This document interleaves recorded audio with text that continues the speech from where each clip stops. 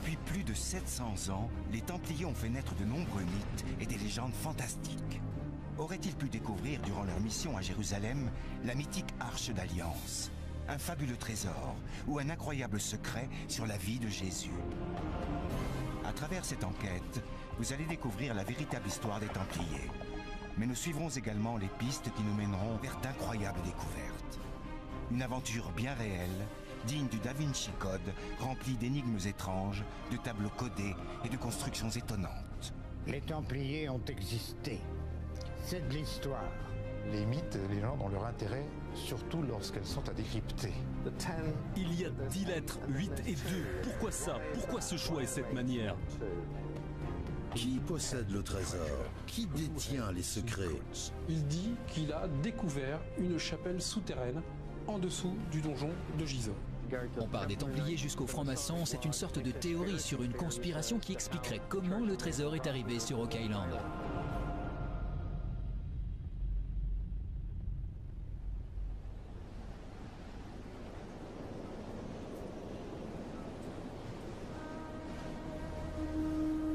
La Terre Sainte, il y a plus de 900 ans.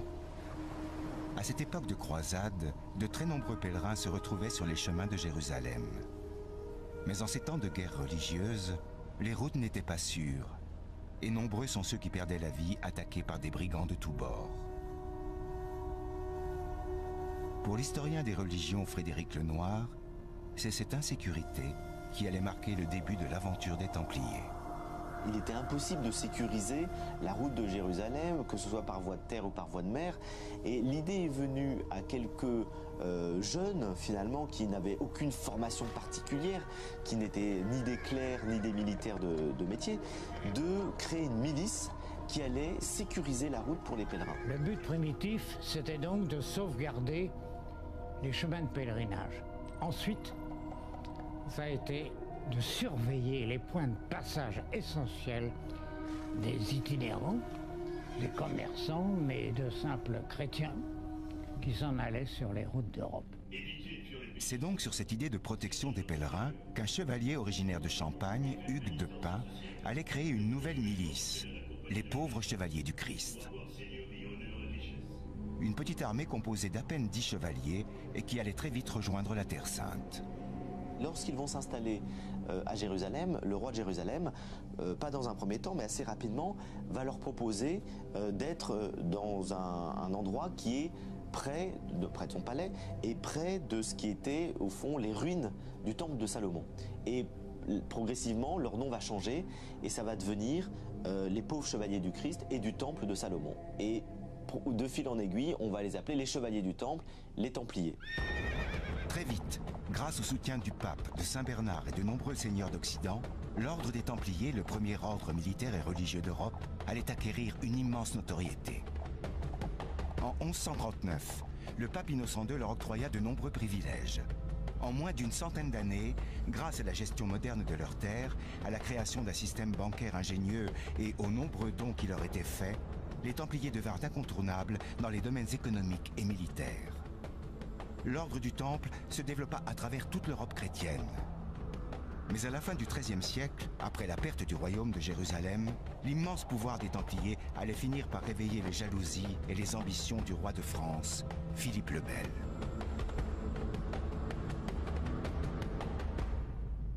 Il s'est passé quelque chose d'extraordinaire, qui est la plus forte opération de police qui ait jamais eu, sans doute dans l'histoire, à travers tout un pays. C'est que Philippe le Bel a réussi dans le plus grand secret à envoyer des lettres à tous ce qui était à l'époque l'équivalent, on va dire, des commissaires de police des régions de France, en leur disant « vous n'ouvrirez cette lettre qu'à telle date ». Et lorsqu'ils ont ouvert cette lettre, c'était la veille du vendredi 13 octobre 1307, il leur ordonnait, le lendemain matin à l'aube, d'arrêter tous les Templiers dans toutes les commanderies templières de France. Donc c'est une opération incroyable. Et le fait qu'elle soit restée secrète, c'était encore quelque chose d'assez étonnant. En tout cas, elle est restée secrète.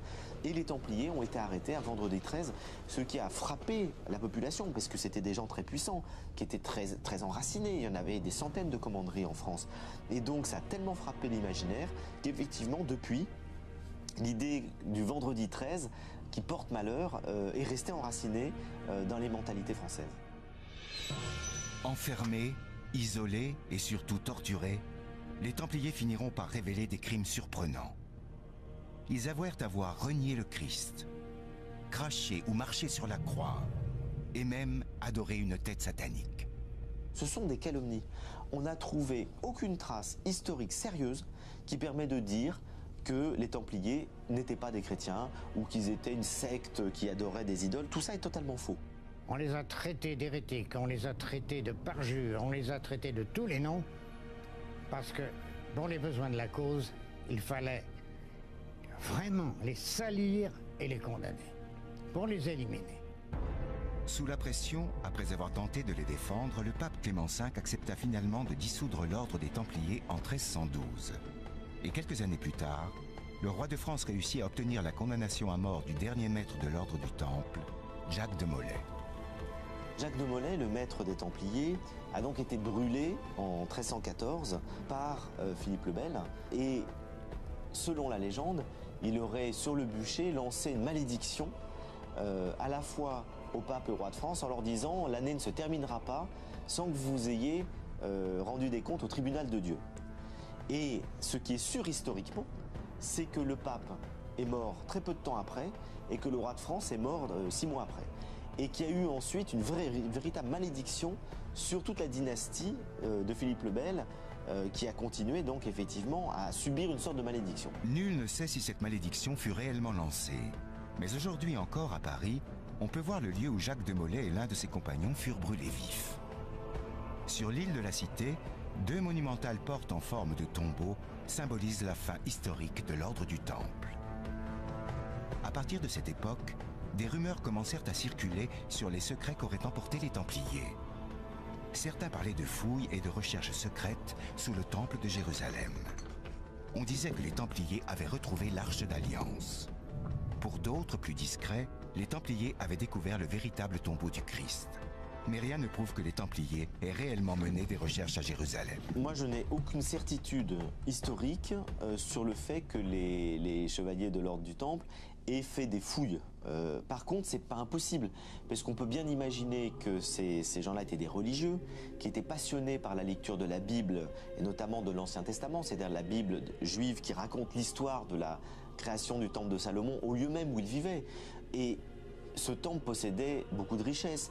La Bible nous dit qu'il y avait l'Arche d'Alliance, qu'il y avait des trésors, qu'il y avait, mais surtout des trésors spirituels, d'ailleurs d'une grande valeur. Donc il n'est pas impossible qu'ils se soient intéressés au lieu et qu'ils aient fait des recherches. On n'en a aucune certitude historique. Mais c'est pas impossible, c'est une hypothèse que moi je trouve plausible. Les Templiers auraient donc pu faire des recherches à Jérusalem. Peut-être pour y retrouver des éléments sur la vie du Christ. Sur place, ils ont probablement découvert que pour les musulmans, Jésus était un simple prophète et qu'un tombeau pouvait exister quelque part. Ils vont connaître la religion musulmane et du coup, ils vont être plus proches des musulmans que bien d'autres chrétiens qui vivent en Europe, qui ne les connaissent que par des a priori, des légendes, des on-dit, des mythes, etc. On sait par exemple que les musulmans à l'époque les appelaient nos amis les Templiers, même s'ils étaient des ennemis quand même, c'est-à-dire quand ils combattaient, on ne se faisait pas de cadeaux, hein. Mais il y avait un respect. Même s'ils se combattaient sur le terrain, ils étaient d'accord entre eux pour des controverses intellectuelles et spirituelles. Les Templiers avaient aménagé leur quartier général à Jérusalem, avaient aménagé dedans donc une petite pièce où les musulmans pouvaient venir prier. Ce qui est quand même assez incroyable, ce n'étaient pas des fanatiques. Ces épisodes historiques ont bien sûr contribué à faire naître les légendes autour des Templiers. L'une des plus connues concernerait un convoi secret qui aurait quitté le Temple de Paris juste avant leur arrestation le 13 octobre 1307. Un convoi de chevaliers et de chariots qui aurait emporté les archives, les secrets ou le trésor des Templiers. Quand les sbires de Philippe le Bel sont allés explorer le Temple de Paris, ils n'ont rien trouvé. Et pour cause, parce qu'on sait pertinemment maintenant que les Templiers avaient été prévenus quelques jours avant de l'action menée par le roi contre eux. Ils ont planqué certaines choses. C'est vrai qu'il y a des aveux d'un Templier lors du procès qui dit savoir que Le maître de l'ordre en France, Gérard de Villiers, était parti avec Jean de Chalon, Hugues de Chalon plutôt, et puis une quarantaine d'hommes à cheval, et aurait emporté le trésor. Les Templiers auraient donc pu emporter ce qu'ils avaient de plus précieux pour le mettre à l'abri quelque part. Un document tout à fait historique nous précise qu'un convoi serait parti de Paris en direction de l'ouest, probablement vers l'Angleterre. Sur cette route, à une quarantaine de kilomètres de Paris, on trouve une histoire étonnante qui révélerait une cache importante liée à l'ordre du Temple. Arrêtons-nous à Gisors, en Normandie, où un homme dit avoir découvert il y a 60 ans le trésor des Templiers. Le château de Gisors a réellement été occupé durant quelques années par les Templiers. Ils y furent d'ailleurs enfermés après leur arrestation. Parmi les particularités du château de Gisors, on trouve dans une tour dite des prisonniers des graffitis étonnants. Pour les défenseurs de la thèse du trésor des Templiers, ces graffitis cachent quelques indices. On y trouve par exemple une représentation d'un chariot qui aurait pu transporter le fameux trésor. Plus étonnant encore, on peut y voir des représentations d'Indiens d'Amérique du Nord. Une représentation pour le moins curieuse qu'on ne retrouve dans aucun autre château en Europe. Pour l'historien Aymeric Kurzawinski, ces particularités mériteraient une étude sérieuse. Malheureusement, les graffitis restent encore assez peu exploités par les historiens, tout simplement par la difficulté d'interprétation qui en est faite. Étant donné qu'on ne peut pas les dater, étant donné qu'on ne peut pas les situer précisément, ça ne vous permet pas d'être utilisé, exploitable de manière historique. Encore une curiosité. Sur l'un des graffitis représentant le Christ descendu de la croix, on peut y voir l'inscription « Victor Hugo ». On aurait pu se demander si c'était pas quelqu'un qui avait gravé le nom de Victor Hugo. On a la chance de savoir que Victor Hugo a écrit qu'il était bienvenu à Gisors, que le site l'avait particulièrement touché, et on sait que, il précise bien qu'il a gravé 2 fois son nom et son prénom dans le château fort de Gisors. Pourquoi Victor Hugo se serait-il intéressé au château de Gisors au point d'y laisser des traces encore visibles aujourd'hui?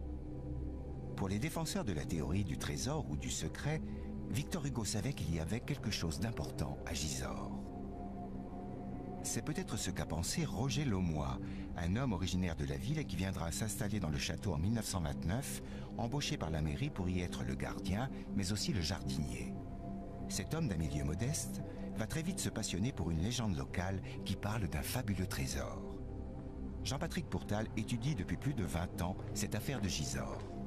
Il va donc travailler ici, il va donc y vivre, et puis il connaît ces légendes qui courent dans le pays sur la possibilité du trésor, d'un trésor, et peut-être celui des Templiers. Donc évidemment, ça marque son esprit, il va se décider, il va chercher, mettez-vous à sa place. Il a fini sa journée, il ferme le château, et puis il est tout seul, et il creuse.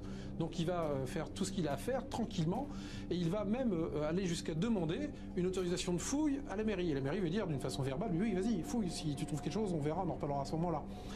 Il avance, il travaille, l'occupation arrive, les Allemands s'emparent du château, il s'installe, il est très inquiet et malgré tout il continue à chercher. Donc c'est quand même pour lui quelque part une obsession. Il avance et il cherche. Il cherche et puis la guerre se termine, les Allemands s'en vont, il va avancer, il va continuer à travailler, continuer à chercher. Et puis un jour il va creuser au-dessus de nous, dans le donjon, il va faire un puits assez délirant et il va arriver à quelque chose. Et ce que Roger Laumois dit avoir découvert, c'est une chapelle souterraine remplie d'un incroyable trésor. Sa description est précise dans les moindres détails. Il y parle d'une chapelle où reposent 19 sarcophages de pierre de 2 mètres de long. Il dit aussi apercevoir dans la nef 30 coffres de métal précieux, et tout cela abriterait bien sûr le trésor de l'ordre du Temple. Très rapidement, Roger Laumois va avertir les autorités pour que l'on vienne se rendre compte de son incroyable découverte. Le maire de la ville, accompagné de quelques personnes, arrive sur place et découvre les travaux de Laumois. Forcément, quand les gens vont voir ce qu'il affirme, qu'est-ce qu'ils voient? Ils voient en fait un puits creusé dans la motte, qui n'est pas étayé, qui est construit sur plusieurs paliers. C'est pas très stable, ça menace de s'effondrer. Il y a 2 personnes qui essaient d'y descendre, elles remontent très très vite parce qu'elles ont peur d'être enterrées vivantes. Parmi les personnes qui vont se risquer dans le dangereux puits, il y aurait eu le capitaine des sapeurs-pompiers de la ville, et son témoignage est pour le moins troublant. Une des choses qu'aurait rapporté le capitaine des pompiers, c'est qu'il aurait lancé une pierre devant lui et qu'il aurait entendu un écho, la pierre tombait sur un écho. Mais jamais le pompier a dit « c'est une salle souterraine ». Il a juste dit « j'ai entendu un écho ». C'est la seule chose qui peut attester qu'en effet, Lemoy est tombé sur une cavité. Et pourtant, le maire, considérant la dangerosité des fouilles et ne portant aucun crédit au récit de Lemoy, va ordonner que l'on rebouche le puits au plus vite et que l'on sécurise toutes les cavités creusées par le gardien du château. Roger Lemoy sera licencié quelques jours plus tard et mis à la porte du logement de fonction qu'il occupait. Mais pourquoi les autorités de l'époque n'ont-elles pas tenté de vérifier plus sérieusement la découverte de Roger Lemoy? Même si on se dit qu'il a tout inventé, le simple fait que le capitaine des pompiers qui dit « j'entends un écho » aurait dû mettre la puce à l'oreille et dire « on va au moins essayer d'aller voir. On va étayer, on va faire des travaux et puis on va aller voir. » Puis s'il n'y a rien ou si c'est juste une petite cavité qui n'a rien à voir avec ce que dit avec Lemoy, eh bien on aura compris qu'il était vraiment fou. Et puis finalement, si on trouve quelque chose, ça peut être intéressant, sous un aspect historique, archéologique et autres. Eh bien non, ça se passe pas comme ça. Ça se passe pas du tout comme ça. C'est le blackout, tout s'arrête, tout se ferme, tout se fige. Et l'affaire Gisors va démarrer après ça. Durant des années, Roger Lemoy tentera de reprendre ses fouilles, mais sans succès. C'est finalement au début des années 60 que l'affaire rebondira grâce à l'article d'un journaliste, Gérard de Sède. Ce journaliste sera d'ailleurs l'auteur d'un véritable best-seller, Les Templiers sont parmi nous. Et c'est cet ouvrage qui passionnera la France entière sur le mystérieux trésor de Gisors. À tel point que le ministre de la Culture de l'époque, André Malraux, s'emparera du dossier. Il est fort probable que André Malraux a été intimement persuadé de l'existence de quelque chose à l'intérieur de la motte. Et donc il a commandé aux archéologues de venir fouiller. Les archéologues, dans une première approche, en fait, étaient d'accord, puisqu'il pouvait y avoir quelque chose, c'est toujours possible, hein, bien entendu. Donc en fait, il y a eu des fouilles de réaliser. Très vite, en fait, les archéologues ont annoncé qu'il n'était pas possible qu'il y ait un espace vide à l'intérieur de la motte. Et Malraux a continué, a insisté très lourdement pour continuer les sondages, les fouilles, etc. Comme les archéologues n'avaient pas plus de fonds alloués à cette tâche, eh bien, au bout d'un moment, ils ont refusé d'y retourner. Et là, André Malraux a carrément envoyé l'armée. Durant plus d'un mois, de février à mars 1964, c'est donc un régiment du génie qui s'est occupé des fouilles sous la motte du donjon dans la plus grande discrétion. Et le seul communiqué qui sera livré au public sera court et laconique. Les fouilles sont aujourd'hui achevées, elles ont donné un résultat négatif. Une réponse qui n'a bien sûr pas convaincu grand monde. Évidemment, les militaires ont agi en militaire, donc ils ont bloqué un périmètre, ils ont creusé, ils ont évacué la terre, d'où après bien entendu la théorie des camions emportant le trésor qui était enfoui à l'intérieur de la motte. Ce qu'on oublie, c'est que si jamais il y avait eu une construction, la construction on l'aurait retrouvée. Hein. Or, il n'y a rien. Roger Lemoy aurait donc tout inventé, mais pour quelle raison ? Pourquoi risquer de perdre son emploi, sa maison et son honneur en criant à tous ceux qui veulent l'entendre qu'il aurait trouvé le trésor des Templiers si tout cela était faux? Pour comprendre, il faut savoir que derrière Roger Lemoy plane l'ombre d'un personnage énigmatique et d'une société secrète appelée le Prieuré de Sion. Ce personnage, c'est Pierre Plantard. Un homme qui rêvait de notoriété et qui se faisait passer pour le dernier descendant d'une lignée royale, lignée dont l'origine remonterait à une liaison entre Jésus et Marie-Madeleine.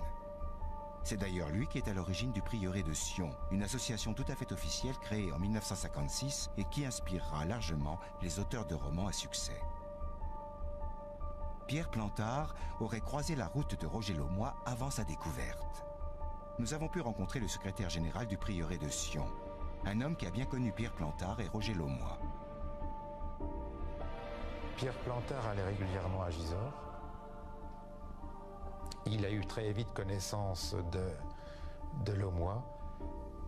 Pierre Plantard, à l'époque, avait une expression, il disait « Lemoy, je l'ai dans l'œil ». Et dès que Pierre Plantard était présent, Roger Lemoy se tenait tranquille. Il est donc possible d'imaginer que Pierre Plantard ait pu manipuler Roger Laumois en lui faisant croire à une histoire de trésor templier. Mais dans quel but? Pierre Plantard possédait-il des informations concernant un trésor à Gisors?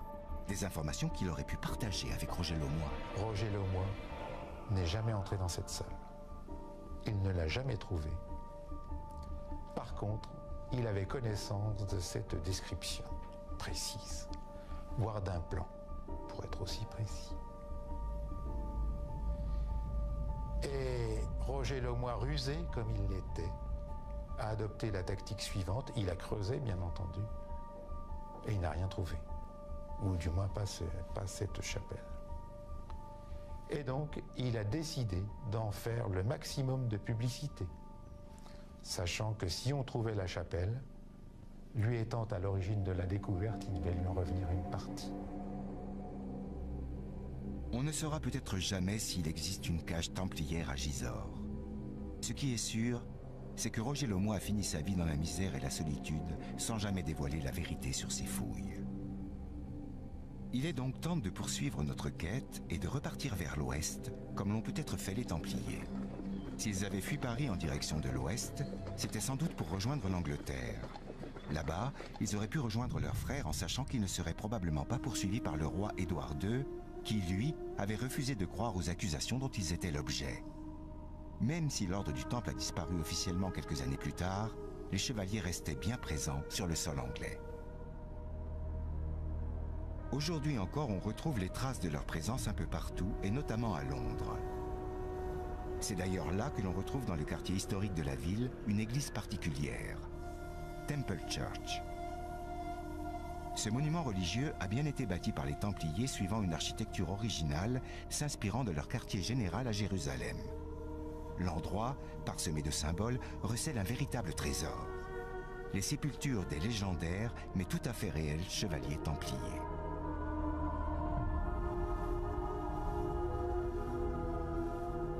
Si les Templiers étaient bien présents à Londres, beaucoup de chevaliers français n'y sont pas restés longtemps et ont préféré gagner la terre d'Écosse vers le nord. Sur cette route, à nouveau, on trouve un lieu mystérieux, le parc de Shugborough Hall. Ici, au beau milieu de nulle part, en pleine campagne, se dressent des monuments étonnants dont l'un comporte un code mystérieux encore aujourd'hui non résolu. Cet endroit au charme particulier, on ne le doit pas aux Templiers, mais à la famille Hanson, une famille de grande noblesse très influente au XVIIIe et au XIXe siècle et qui est à l'origine de l'aménagement du site et de toutes ses constructions. C'est ce que nous confirme Lionel Van Thorpe, prêtre et écrivain, spécialiste de cette affaire. La famille Hanson faisait partie depuis très longtemps de la noblesse anglaise. C'étaient des aristocrates, très proches de la royauté et du gouvernement. Je dirais qu'ils étaient très influents. C'étaient des gens très importants et qui étaient particulièrement habiles pour influencer l'histoire. La particularité de la famille Hanson, c'est qu'elle doit sa fortune à George Hanson, un navigateur capitaine de la marine royale qui parcourut toutes les mers du monde en participant régulièrement à des batailles navales pour le compte de la couronne d'Angleterre. Il fut remarqué sur les côtes d'Amérique du Nord où il mit en échec plusieurs navires, notamment français. Mais c'est la capture d'un galion espagnol et du trésor phénoménal qu'il contenait qui rendra la famille Hanson particulièrement riche. Malheureusement, George Hanson ne profita pas longtemps de ce magot. Après sa mort, c'est son frère Thomas Hanson qui fut chargé d'embellir les lieux et d'ériger les monuments que l'on peut encore voir aujourd'hui, comme nous le confirme Richard Kemp, le manager principal de Shugborough Hall.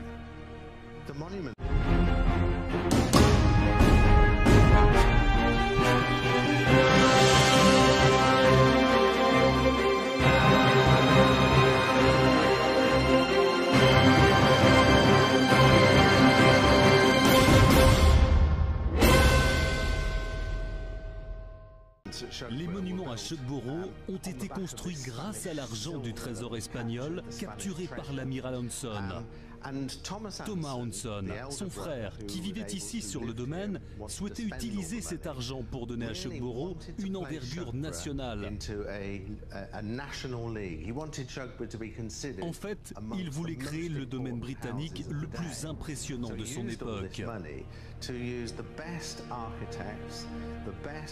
Donc, Thomas a engagé les plus grands architectes, les plus grands artistes pour recouvrir le parc de monuments superbes, modernes, très différents et vraiment uniques pour l'époque. Les monuments disposés sur l'ensemble du domaine sont au nombre de 8 et symbolisent les voyages du navigateur George Hanson. On y trouve des références à l'Égypte, à la Chine, à la Grèce ou à l'Italie.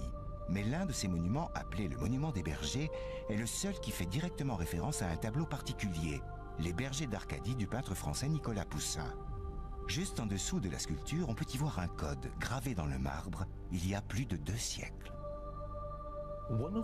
Un des mystères les plus étranges et sûrement le plus intéressant de cette sculpture des bergers, ce sont les 10 lettres gravées en dessous du monument. Il y a un D, un peu plus bas que les autres, 8 lettres et un M de l'autre côté de l'inscription. Ces 2 lettres isolées sont à l'origine du surnom que les spécialistes ont donné à cette énigme, le code DM. Ce qui est fascinant, c'est que l'on retrouve une référence à un code DM dans la littérature du Moyen-Âge, et notamment dans un ouvrage connu dans le monde entier, Les Centuries de Nostradamus. Dans le quatrain 866, on découvre le texte suivant. Quand l'écriture DM trouvée et qu'avantique à lampe découverte, loi, roi et prince ulpiant éprouvé, pavillon roi n'éduque sous la couverte. Traduction. Quand le code DM sera décrypté, on découvrira un lieu souterrain très ancien, alors les lois, les rois et les princes seront sérieusement éprouvés. Depuis 250 ans, le code DM intéresse toutes sortes de curieux, mais aussi des spécialistes en cryptographie de renommée mondiale. Le monument des bergers a été étudié. On a lancé un défi à de nombreux experts en leur demandant « Pouvez-vous décoder le monument ?» Beaucoup d'entre eux se sont uniquement concentrés sur le déchiffrage des 10 lettres. Je pense que c'est une façon très limitée de regarder le monument. Il me semble qu'on doit prendre en compte l'image ainsi que les lettres et leur position. Les 8 lettres plus les 2 lettres. Pourquoi ça? Pourquoi 8 et 2? Je pense aussi qu'il ne faut pas négliger l'importance des autres monuments du parc. Très peu de personnes ont essayé de prendre en compte tous ces éléments. Essayons de décrypter le code DM. Pour ce faire, il nous faut plonger dans l'histoire de l'art. Et pour bien comprendre, nous devons quitter provisoirement Shugborough et revenir à Paris pour étudier le tableau original qui se trouve gravé au-dessus du code DM. C'est ici, au musée du Louvre, qu'est conservé Les Bergers d'Arcadie, une toile peinte par Nicolas Poussin au XVIIe siècle. Ce tableau représente 3 bergers et une femme autour d'un tombeau perdu en pleine campagne. Un paysage de rêve censé représenter l'Arcadie, une sorte de paradis terrestre dans la mythologie grecque. Sur le tombeau, on peut lire l'inscription latine « Et in Arcadia ego », que l'on pourrait traduire par « Moi aussi, je suis en Arcadie ». Les adeptes du mystère nous font remarquer que « Et in Arcadia ego » est l'anagramme de « Itego arcana Dei », dont la traduction nous donne « Je cache les secrets de Dieu ».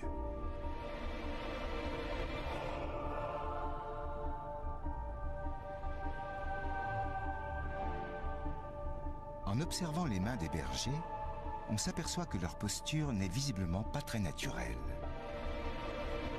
Essayez par exemple de reproduire cette position avec votre main. Vous constaterez très vite que ce n'est pas vraiment très confortable. Il est possible que nous soyons là en présence d'une forme de message caché, une sorte de double langage. Mais alors quel message aurait pu faire passer Nicolas Poussin dans son tableau? Une cache contenant un trésor paraît peu probable. Un secret lié à la religion? La piste semble plus séduisante, puisqu'on sait que ce tableau fut commandé en 1635 à Nicolas Poussin par un haut dignitaire de l'Église, un cardinal qui deviendra pape après avoir reçu les bergers d'Arcadie. Ce pape conserva d'ailleurs le tableau à Rome durant quelques années. Le roi de France s'intéressa lui aussi à Nicolas Poussin, Et on a pu retrouver une correspondance pour le moins étrange entre un proche du roi de France et un ami fidèle de Nicolas Poussin. Voici d'ailleurs un extrait de cette lettre. Lui et moi, nous avons projeté de certaines choses dont je pourrais vous entretenir à fond dans peu de temps. Des choses qui vous donneront, grâce à Monsieur Poussin, des avantages que les rois auraient grand-peine à tirer de lui et qu'après lui, peut-être, personne au monde ne redécouvrira dans les siècles à venir. Et ce, sans beaucoup de dépenses, et cela pourrait même tourner à votre profit. Et ce sont des choses si fortes à rechercher que quoi que ce soit sur la Terre maintenant ne peut avoir une meilleure fortune et ne peut être égalé. Quel secret détenu par Nicolas Poussin pourrait donner à celui qui les détient un avantage si fantastique que personne au monde ne le retrouvera dans les siècles à venir? Pour tenter de percer le mystère, nous nous sommes rendus à Rome. C'est dans cette ville que Nicolas Poussin a longtemps vécu parmi l'élite artistique et religieuse. C'est aussi là que le peintre fut inhumé en 1665 dans la petite église de San Lorenzo in Lucina. Une église édifiée sur les ruines d'un très ancien lieu de culte chrétien et qui recèle certaines curiosités, comme cette porte secrète dissimulant un trône qui servait exclusivement au pape lors de réunions en petit comité. C'est donc ici, dans cette église, que l'on peut découvrir un monument dédié à Nicolas Poussin.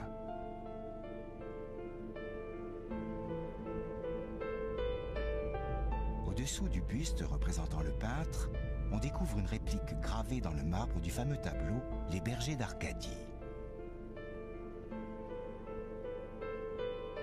Parmi les 200 œuvres du peintre, c'est ce tableau qui a été choisi pour honorer la mémoire de Nicolas Poussin. Et c'est Chateaubriand, un célèbre romancier français qui fit construire en 1830 cette originale stèle funéraire. Sous la représentation des bergers d'Arcadie, on trouve encore une fois des lettres gravées dans le marbre. Ce texte en latin est une sorte d'hommage à Nicolas Poussin, mais il recèle à nouveau quelques curiosités. Retiens tes larmes pieuses dans cette tombe Poussin vit. Il avait donné la vie sans savoir lui-même mourir. Il se tait ici, mais si tu veux l'entendre parler, il est surprenant comme il vit et il parle dans ses tableaux. En clair, pour certains, si Poussin avait un secret, c'est dans ces tableaux que se trouve la solution. Ce qui semble certain, c'est que le tableau Les bergers d'Arcadie a réellement intéressé de très importants personnages depuis des siècles. Le roi de France Louis XIV l'avait jalousement gardé dans ses appartements privés à Versailles. Il gardera les bergers d'Arcadie auprès de lui jusqu'à sa mort. Plus récemment, le président François Mitterrand avait fait ériger en 1989 un étonnant monument consacré aux droits de l'homme à Paris.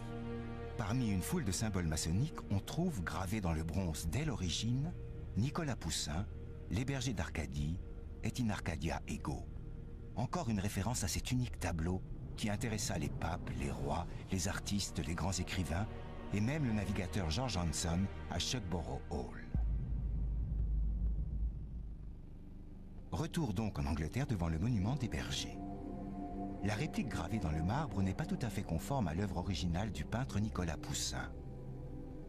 Si l'on observe la gravure, on s'aperçoit qu'elle fut volontairement abîmée. À l'origine, on pouvait y voir le doigt d'un berger qui indiquait la lettre N, le pouce étant posé sur la lettre R. Ce n'est d'ailleurs pas la seule différence puisqu'on s'aperçoit que la reproduction sculptée a été inversée et qu'on y a rajouté une deuxième tombe de forme pyramidale sur le tombeau principal. À ce jour, il existe des dizaines d'hypothèses concernant une interprétation du tableau et du code DM. Les théories les plus fascinantes et les plus sérieuses nous renvoient pour la plupart aux Templiers.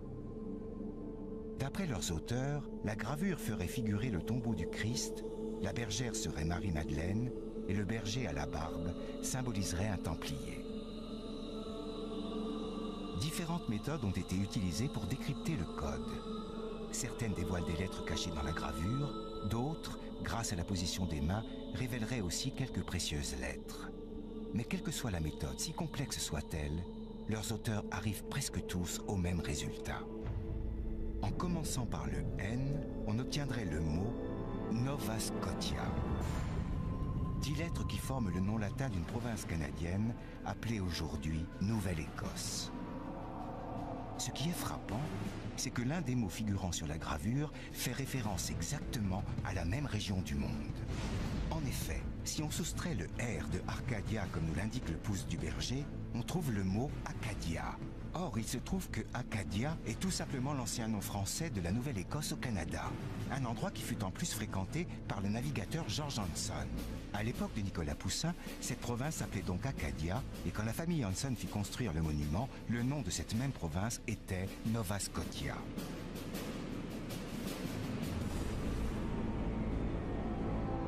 Y aurait-il des mystères liés aux Templiers, à leurs descendants ou à une société secrète sur la côte canadienne? Pour le savoir, il faut se rendre en Nouvelle-Écosse, sur les terres de l'ancienne Acadie française.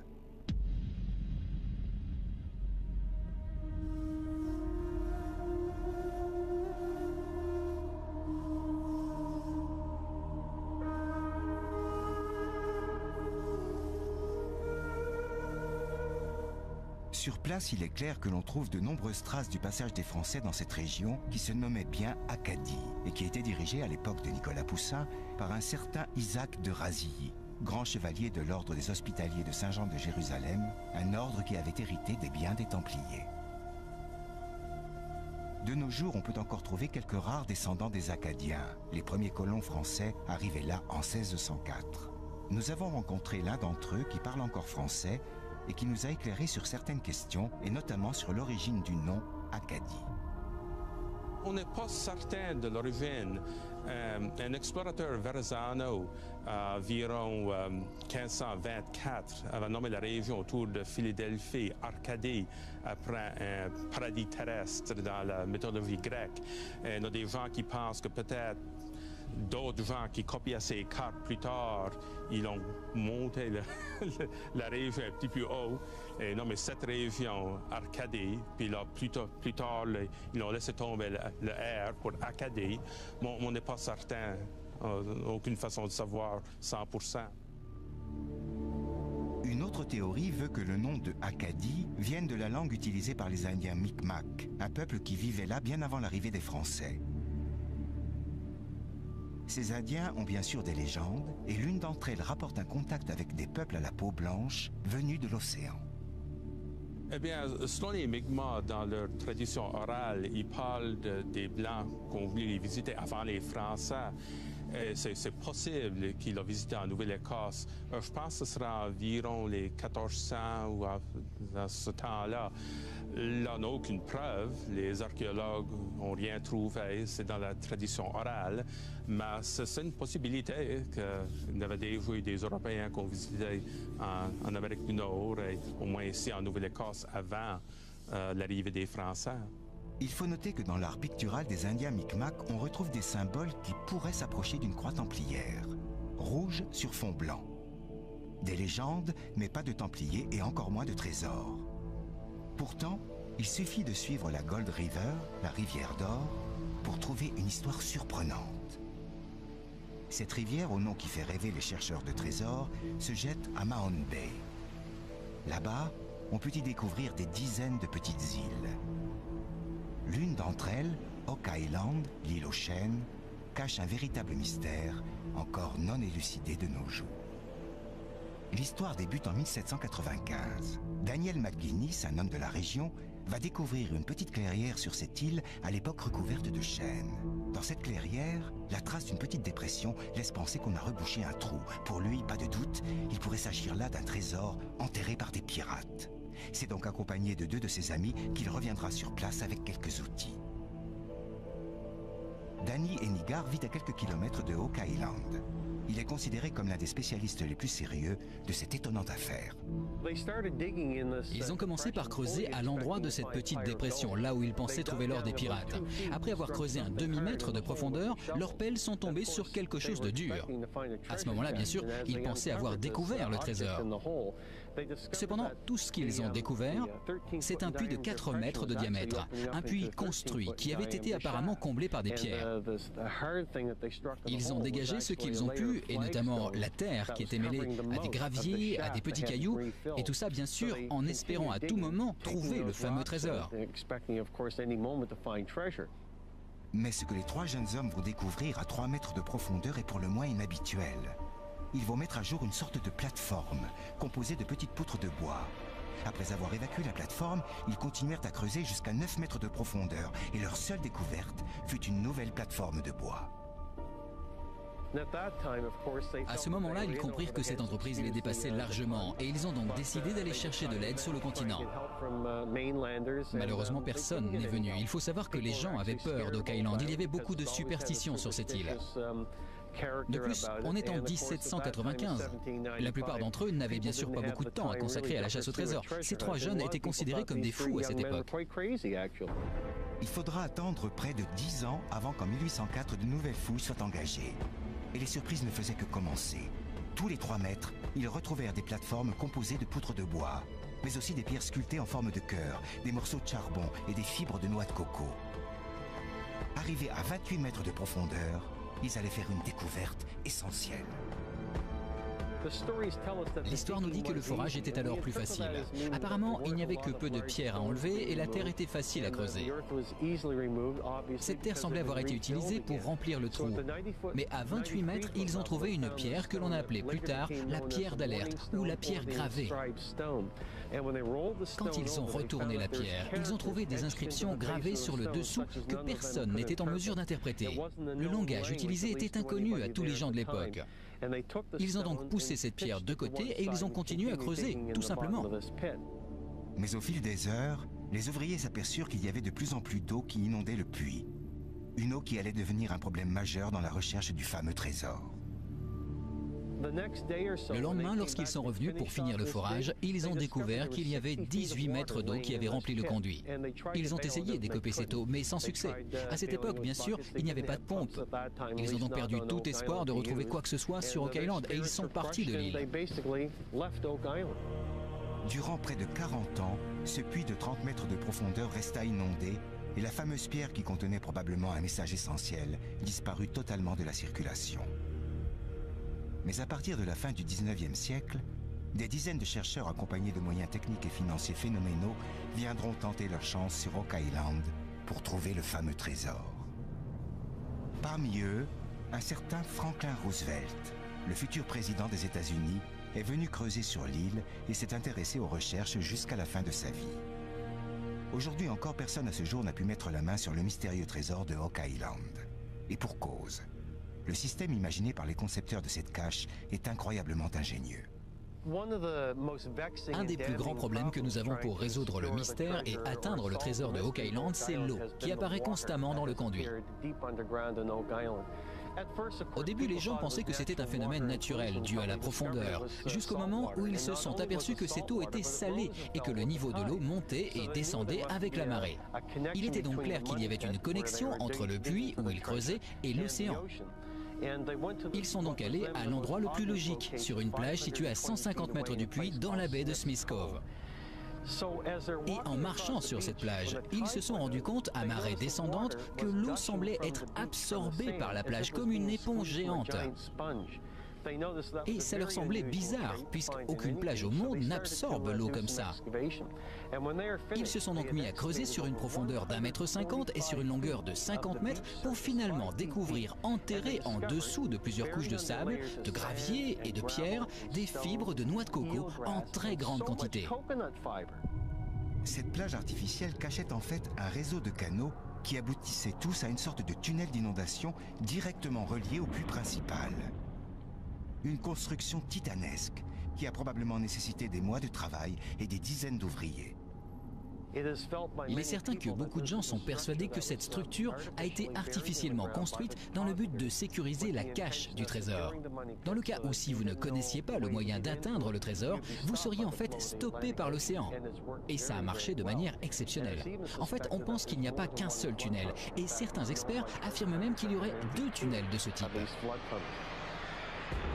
Une plage artificielle, des tunnels d'irrigation, un puits d'une profondeur d'au moins 48 mètres, et tout ça sans quasiment laisser aucune trace de travaux, ni même d'occupation humaine sur l'île. Qui aurait pu imaginer construire un système aussi ingénieux? Et pour y cacher quoi? Probablement quelque chose de très important. Il est à noter que peu d'objets ont été découverts sur place. On a tout de même retrouvé un minuscule morceau de parchemin à une profondeur de 43 mètres. Ce morceau de parchemin existe encore aujourd'hui et il a été étudié par des experts à l'université de Harvard. Ils ont déclaré que cette pièce était un parchemin fait de peau de mouton et écrit en utilisant une encre indienne à l'aide d'une plume. D'autres objets ont été découverts sur l'île tels qu'une paire de ciseaux de type espagnol en dessous de la plage de Smith Cove. On a trouvé aussi une pierre sculptée en forme de cœur qui a été découverte au même endroit. Et durant des forages assez profonds qui ont été réalisés sur l'île de Oak Island à la fin des années 60, début des années 70, on a découvert des morceaux de chêne et des fils métalliques qui étaient si vieux qu'au moment où ils ont été exposés à l'air libre, ils se sont oxydés immédiatement et se sont donc désintégrés. Quelques expertises et tentatives de datation ont bien été réalisées sur des fragments de bois et sur les quelques objets retrouvés sur l'île, mais les résultats restent flous et ne font qu'amplifier le mystère, puisque les estimations vont de 1420 à 1750. Pire encore, les fibres de noix de coco ont elles aussi été analysées par un laboratoire canadien dans les années 70, et le résultat a de quoi surprendre. Il y a beaucoup d'analyses que l'on peut remettre en doute à propos de Oak Island. Mais il y a une chose que personne ne peut expliquer. Ce sont les fibres de noix de coco qui furent découvertes et que l'on peut encore trouver sur l'île si on sait où chercher. Quelques fibres ont été analysées. Elles ont été datées du 7e, voire du 6e siècle. Je ne sais pas quelle est la précision de ces analyses, mais ce sont des informations que nous avons et sur lesquelles nous travaillons. Une chose est certaine, jamais on n'a vu pousser de cocotiers en Nouvelle-Écosse. Alors, quelle est la civilisation qui aurait pu construire une cache aussi extraordinaire? Un système aussi complexe, sans aucun équivalent dans le monde? Ce qui semble clair, c'est que le groupe d'hommes qui a construit ce système devait avoir une grande connaissance dans la maîtrise de l'eau, mais aussi une discipline quasi militaire et surtout un culte du secret qui dépasse l'entendement. Puisque sans les fouilles entreprises par hasard sur l'île, jamais personne n'aurait entendu parler du fabuleux trésor de Oak Island. D'après tous ces critères, il semble logique à certains que les Templiers ou leurs héritiers aient pu être les constructeurs de cette cache hors norme. Pour moi, la théorie la plus intéressante est celle centrée autour des Templiers, bien que cette théorie ne tienne pas à grand-chose. Surtout quand on sait que l'Amérique fut découverte par Christophe Colomb près de 200 ans après la fin des Templiers. On pourra tout de même relever que les Templiers possédaient une flotte importante, de bonnes connaissances en navigation, mais aussi excellaient dans l'art de la construction et dans la maîtrise de l'hydraulique. Ils étaient également reconnus pour leur discipline militaire et leur sens du secret quasi monacal. Des clients parfaits pour les défenseurs de cette théorie, qui précisent que par la suite, ce seraient les représentants de l'ordre de Malte, puis les francs-maçons, qui auraient été les gardiens discrets du secret de Oak Island. Il est vrai que la présence de hauts représentants de l'ordre de Malte est bien attestée au XVIIe siècle sur ces terres. Et il faut noter que l'une des plus anciennes loges maçonniques d'Amérique a été créée ici, en Nouvelle-Écosse, en 1738. Les adeptes de la théorie des Templiers sur Oak Island se basent aussi sur une récente découverte. Oui, il y a quelque chose qui a été découvert et qui bien sûr a enflammé les esprits chez les défenseurs de la théorie des Templiers. Parmi les nombreux objets découverts, on a trouvé sur Oak Island une pierre avec la lettre G gravée dessus. Maintenant, si vous recherchez des informations sur la franc-maçonnerie, vous pourrez vous apercevoir que la lettre G est un symbole qu'ils utilisent dans l'allégorie.